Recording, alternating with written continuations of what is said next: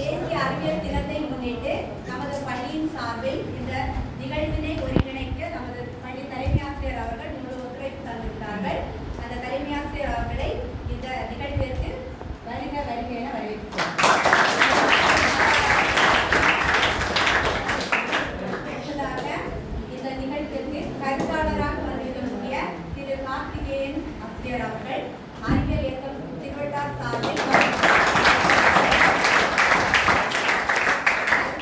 வந்திருக்கிறார்கள். நல்லதர கருத்துக்களை உங்களுக்கு ஆற்றி அதன் மூலம் சிறந்த மாணவ சமுதாயத்தை உருவாக்க வேண்டும் என்ற நோக்கத்தில் வந்திருக்கக்கூடிய ஆசிரியர் அவர்களை நம் பள்ளியின் சார்பாக வருக வருக என வரவேற்கிறோம்.